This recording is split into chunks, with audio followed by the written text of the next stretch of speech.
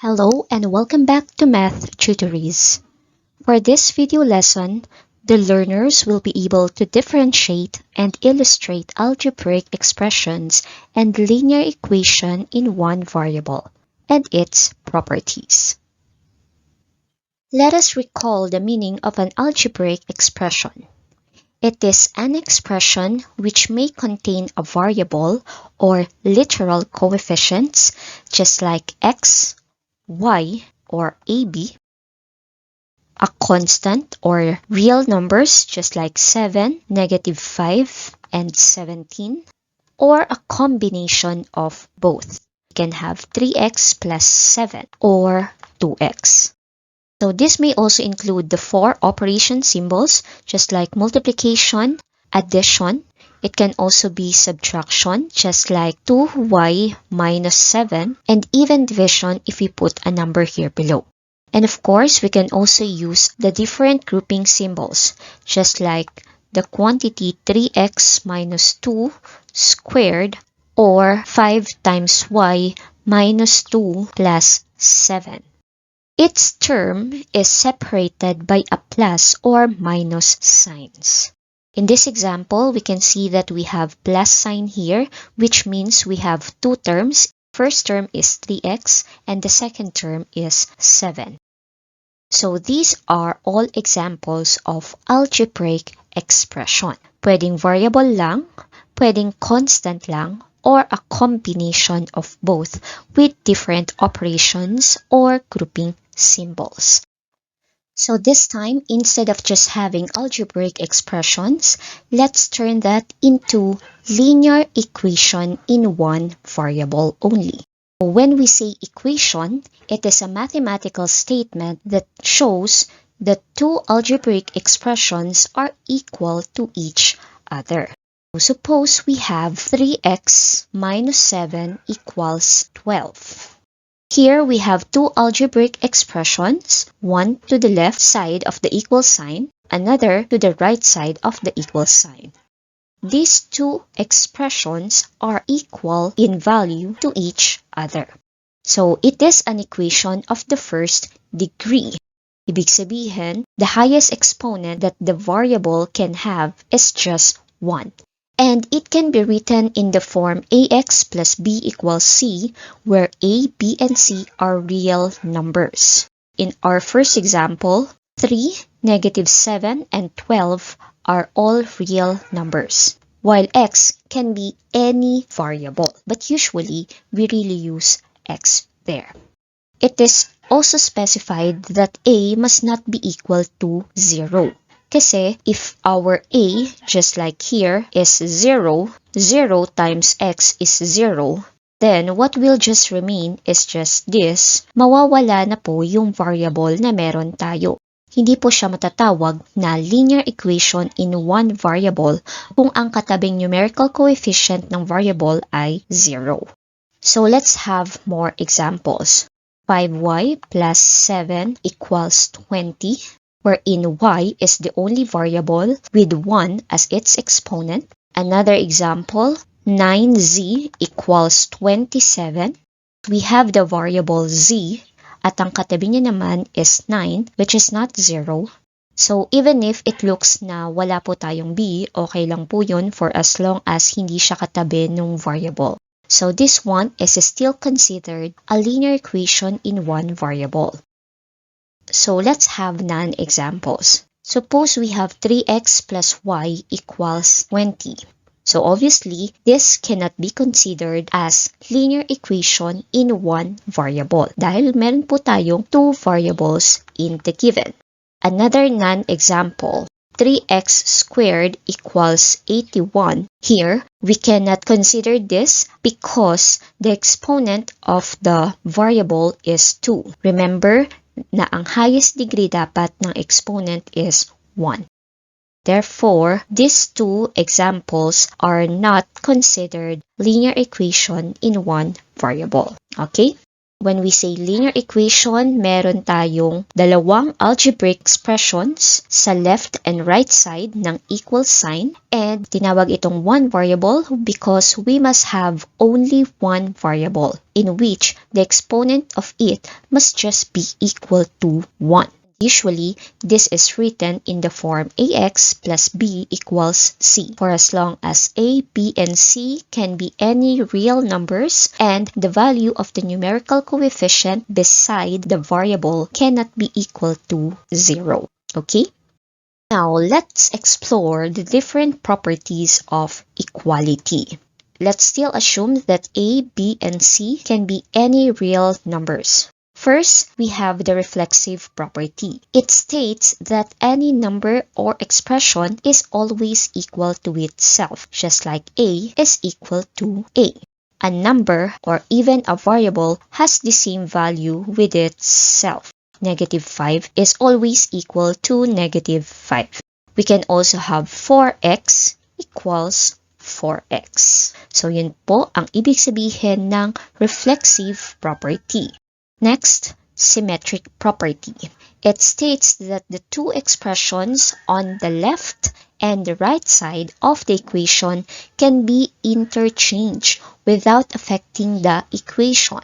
If the given is A equals B, then we can also write it as B equals A. If we have x equals 5, we can also write it as 5 equals x. A plus B equals 7 can also be written 7 equals A plus B. The value of A plus B did not change, as well as the value of 7. We just interchanged their position. That's symmetric property. The third property is transitive property. If two expressions are each equal to a third expression, then these three expressions are equal to each other. Obviously, equal daw si A and B. Dito naman, B equals C. Then, yung tatlo, A, B, and C can be written as equal to each other. So another example, x equals 7, and then 7 equals y. If x equals 7 and 7 equals y, we can also say that x equals y. Okay? So, yan po yung ibig sabihin ng transitive property. The fourth property is what we call substitution property. It states that if A equals B, then A can be substituted for B, and B can be substituted for A in any equation. For example, we have 3x equals 15. If x equals y, we can substitute x with y, and we can write 3y equals 15.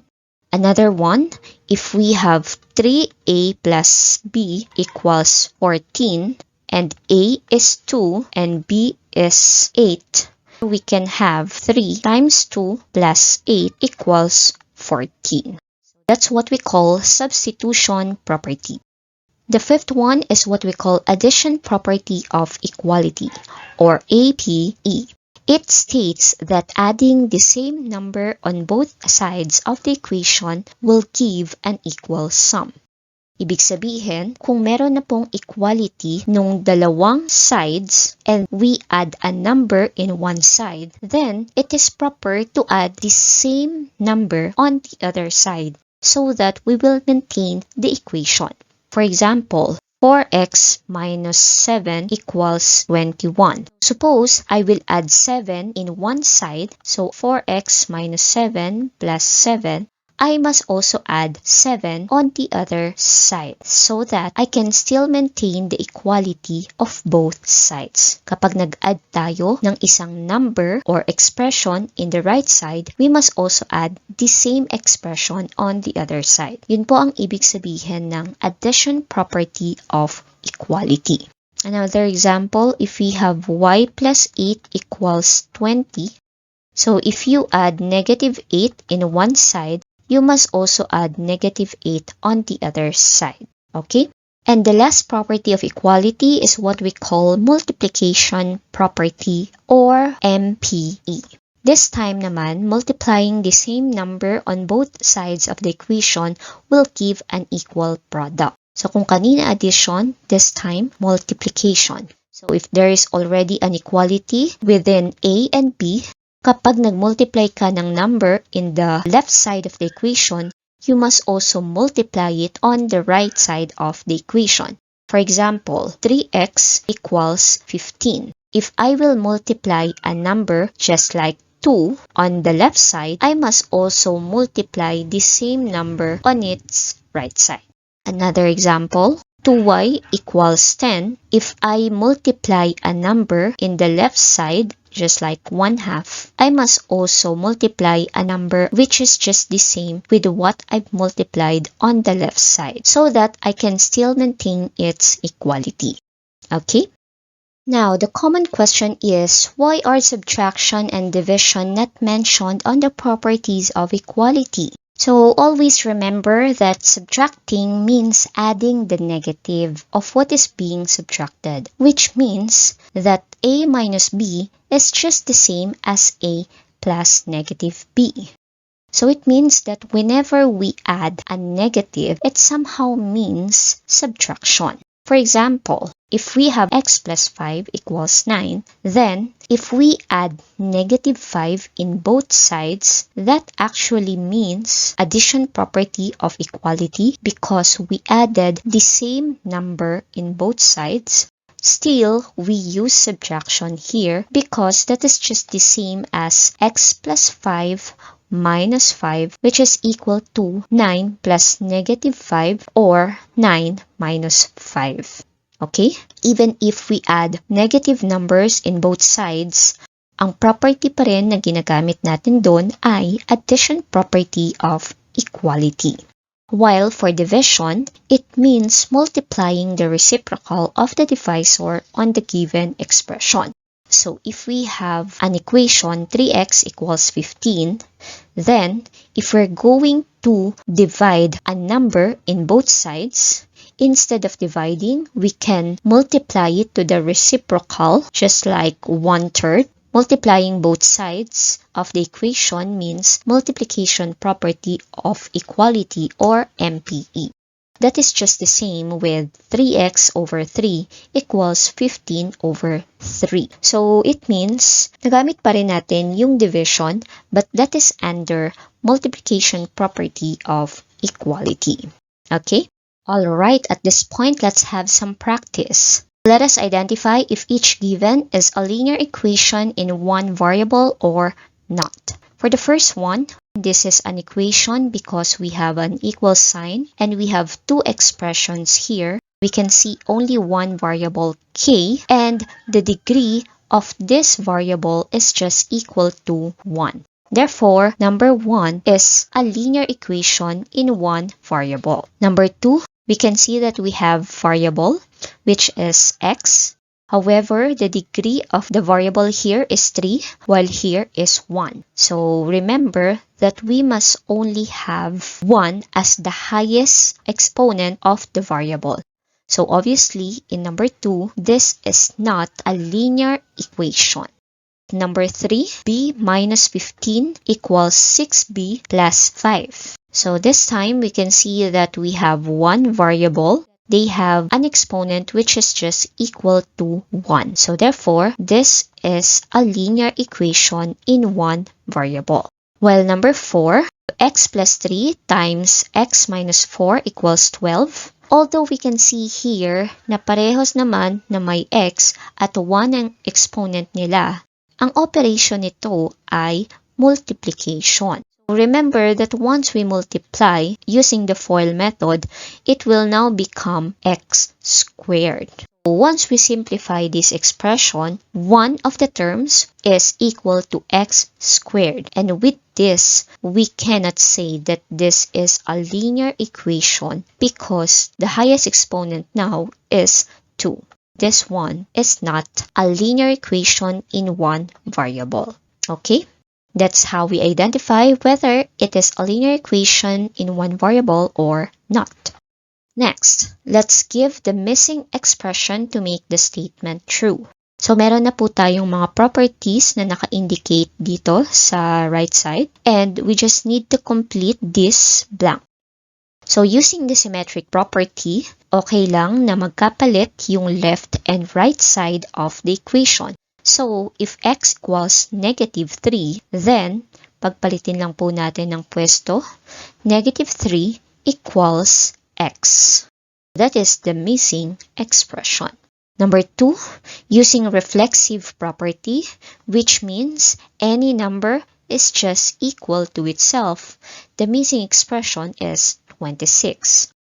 Number 3, using substitution property, if y plus 3 equals 8, and then we have the value of y, which is 5, we can substitute the value of y, 5, into this expression. Therefore, we can now write 5 plus 3 equals 8. Pinalitan lang po natin si y ng 5. Number 4, using MPE or multiplication property of equality, if 5x equals 20, then, so from 5x, naging ganito po siya. That means we multiply 1/5 on the left side, magmumultiply din po tayo ng 1/5 on the right side. 20, then multiply 1/5. Okay? Now, number 5, using APE or addition property of equality, if a plus 9 equals negative 2, then nag-add po tayo ng negative 9 in one side, mag-a-add din po tayo ng negative 9 on the other side. So, let's just write the given negative 2 and then add negative 9 here. So, that is what we mean by addition property of equality.